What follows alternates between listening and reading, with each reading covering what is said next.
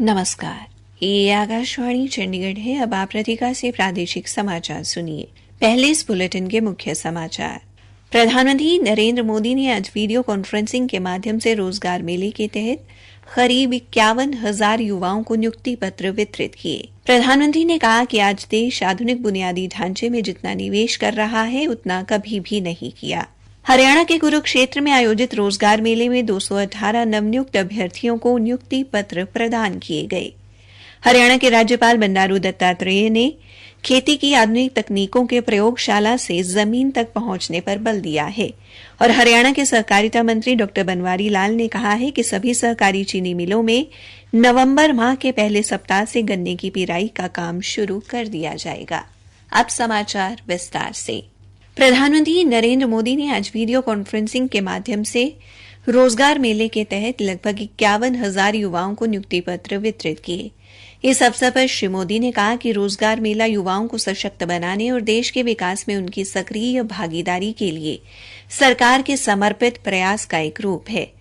नियुक्ति पत्र प्राप्त करने वाले सभी नवनियुक्त कर्मियों को बधाई देते हुए प्रधानमंत्री ने कामना की कि उनकी सेवाओं के संकल्प से देश के लक्ष्यों की प्राप्ति होगी।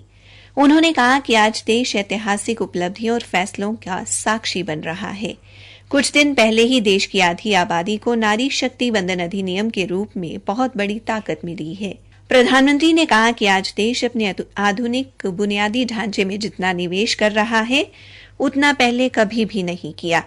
ये रोजगार मेला देश भर के 46 स्थानों पर आयोजित किया गया। इसमें देश भर से चुने गए कर्मचारी डाक विभाग, राजस्व, उच्च शिक्षा और रक्षा मंत्रालय सहित विभिन्न मंत्रालयों और विभागों में सरकार में कार्यभार संभालेंगे।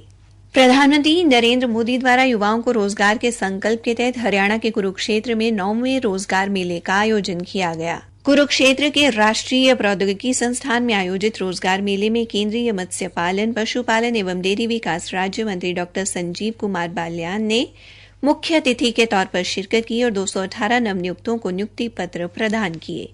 नियुक्ति पत्र हासिल करने वालों में डाक विभाग के 169, राष्ट्रीय प्रौद्योगिकी संस्थान कुरुक्षेत्र के 18, आयकर विभाग के 15, स्वास्थ्य विभाग के 8, केंद्रीय विद्यालय के 6 और बैंकिंग क्षेत्र के 2 उम्मीदवार शामिल थे। डॉक्टर बालियान ने नियुक्ति पत्र हासिल करने वाले युवाओं का हौसला बढ़ाते हुए उन्हें राष्ट्र सेवा का आह्वान किया। उन्होंने कहा कि 2014 के बाद एक बड़ा बदलाव आया है। जो युवा जिस तरह का सामर्थ्य रखता है उसको बिना भेदभाव रोजगार दिया गया है। केंद्रीय राज्य मंत्री ने कहा कि इससे पहले नौकरी या तो रिश्वत से मिलती थी या राजनीतिक लोगों की पहुंच से मिलती थी। उन्होंने कहा कि पहले नौकरी लेने में राजनीति होती थी और उसके बाद स्थानांतरण के लिए भी राजनीतिक लोगों के पास जाना पड़ता था, पर अब समय बदल गया है। अब नौकरी पूरी पारदर्शिता एवं मेरिट के आधार पर मिलती है। हरियाणा के थानेसर से विधायक सुभाष सुधा ने कार्यक्रम को संबोधित करते हुए केंद्र सरकार की विभिन्न योजनाओं के बारे में बताया और नियुक्ति पत्र हासिल करने वाले युवाओं को शुभकामनाएं दी। डाक विभाग अंबाला की निदेशक राधिका धीर ने नियुक्ति पत्र हासिल करने वाले युवाओं को शुभकामनाएं देते हुए कहा कि वो जिस भी कार्य क्षेत्र में अपनी नौकरी की शुरुआत कर रहे हैं वहां नागरिकों को उच्च दर्जे की सेवाएं प्रदान करने के लिए प्रयास करें। प्रसिद्ध अभिनेत्री वहीदा रहमान को इस साल के दादा साहब फाल्के आजीवन उपलब्धि पुरस्कार से सम्मानित किया जाएगा। महान अभिनेत्री ने गाइड, रेशमा और शेरा जैसी फिल्मों में काम किया है।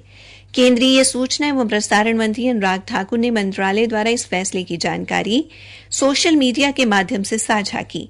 श्री ठाकुर ने लिखा है कि उन्हें वहीदा रहमान जी को भारतीय सिनेमा में उनके उत्कृष्ट योगदान के लिए इस साल दादा साहब फाल्के आजीवन उपलब्धि पुरस्कार के लिए चुने जाने की घोषणा करते हुए अत्यधिक सम्मान और प्रसन्नता की अनुभूति हो रही है। आकाशवाणी चंडीगढ़ के समाचार सेवा प्रभाग द्वारा मेरी माटी मेरा देश अभियान के तहत अमृतकाल में शुरू की गई प्रश्नोत्तरी प्रतियोगिता का आज का प्रश्न है, किस महान समाज सुधारक को राजा राम मोहन राय का उत्तराधिकारी माना जाता है। प्रश्न एक बार फिर से सुन ले, किस महान समाज सुधारक को राजा राम मोहन राय का उत्तराधिकारी माना जाता है। अपने उत्तर newsairchd@gmail.com पर तुरंत मेल करें। कल पूछे गए प्रश्न का उत्तर है, स्वतंत्रता सेनानी मैडम भीखाजी रुस्तम कामा को भारतीय क्रांति की जननी कहा जाता है।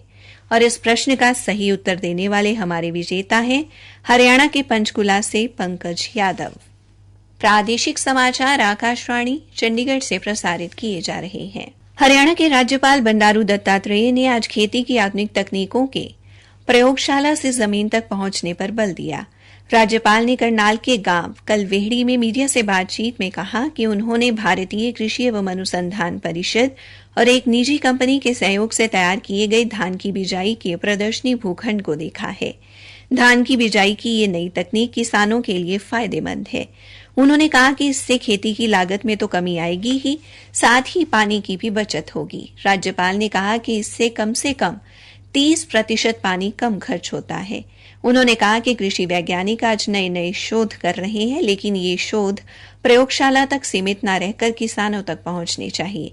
राज्यपाल ने गांव में आयोजित किसान संगोष्ठी में किसानों को संगठित होने और सरकार की योजनाओं का लाभ लेने को कहा।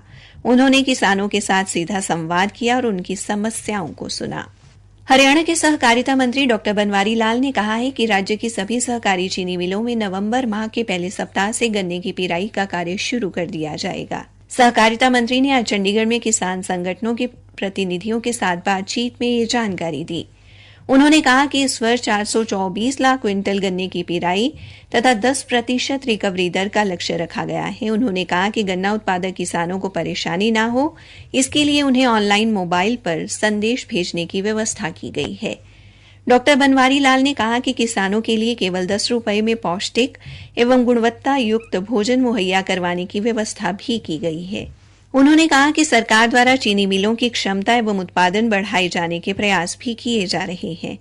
मंत्री ने बताया कि सभी चीनी मिलों का क्लस्टर बनाकर इथेनॉल संयंत्र लगाए जाने की योजना भी लागू की जा रही है, ताकि चीनी मिलों को आर्थिक रूप से सशक्त बनाया जा सके। हरियाणा के मुद्रण एवं लेखन सामग्री राज्य मंत्री संदीप सिंह ने पिहोवा में आज विभिन्न गांव में लगभग 1,80,92,000 रुपए के विकास कार्यों का उद्घाटन एवं शिलान्यास किया। हमारी संवाददाता ने बताया है कि उन्होंने गांव अरुणाई में डॉक्टर BR अम्बेडकर भवन का शिलान्यास किया। इस भवन पर 17,07,000 रुपए की लागत आएगी। इसके साथ राज्य मंत्री ने गांव में स्वास्थ्य उपकेंद्र के भवन का भी शिलान्यास किया। इस भवन के लिए राज्य सरकार ने 15 लाख रुपए का बजट स्वीकृत किया है। इसके बाद राज्य मंत्री ने 15,65,000 रुपए की लागत से गांव धनीरामपुरा में बनने वाले लघु सामुदायिक केंद्र का भी शिलान्यास किया। राज्य मंत्री ने कहा कि मुख्यमंत्री मनोहर लाल ने जनता से जो वादे किए थे वो पूरे करके दिखाए हैं। उन्होंने गांव भिवानी खेड़ा, लुखी, मांडी साहिब, बचकी से मलकीपुर सड़क के निर्माण कार्य का औचक निरीक्षण भी किया। ये सड़क मुख्यमंत्री द्वारा प्रत्येक हलके को सड़कों के लिए दिए गए 25 करोड़ रुपए की योजना में शामिल है। इसके नवीनीकरण पर लगभग 7 करोड़ 20 लाख रुपए खर्च किए जा रहे हैं। अब कुछ खबरें संक्षेप में। हरियाणा के मुख्यमंत्री मनोहर लाल ने आज करनाल में कार्मुक दिवस पर विश्राम गृह से करनाल हवाई अड्डे तक मोटरसाइकिल से यात्रा की। इस दौरान घरौंडा के विधायक हरविंद्र कल्याण और नगर व पुलिस प्रशासन के लोग भी बिना कार के ही हवाई अड्डे पर पहुंचे। मुख्यमंत्री ने कहा कि विकास के साथ साथ स्वच्छ वातावरण भी जरूरी है। छोटे छोटे प्रयासों से शहर में भीड़-भाड़ को कम किया जा सकता है। हैफेड और हरियाणा राज्य औद्योगिक एवं अवसंरचना विकास निगम ने रोहतक के मेगा फूड पार्क में भूखंडों की बिक्री शुरू कर दी है। हैफेड के प्रबंध निदेशक डॉक्टर जे गणेशन ने 50 एकड़ में फैले इस फूड पार्क के प्रथम आवंटी को पंचकुला कार्यालय में आवंटन पत्र जारी किया। कैथल में सतर्कता विभाग ने शस्त्र लाइसेंस बनाने के नाम पर रिश्वत मांगने वाले एक लिपिक एवं दलाल को 40,000 रुपए की रिश्वत लेते हुए रंगे हाथ गिरफ्तार किया है। लिपिक धर्मेंद्र गहलोत ने कैथल के एक युवक का लाइसेंस बनाने के लिए 50,000 रुपए की रिश्वत मांगी थी। आरोपी को पंचकुला से कैथल ले जाया गया है, जहां कल उसे अदालत में पेश किया जाएगा। इसी के साथ ये समाचार बुलेटिन समाप्त हुआ।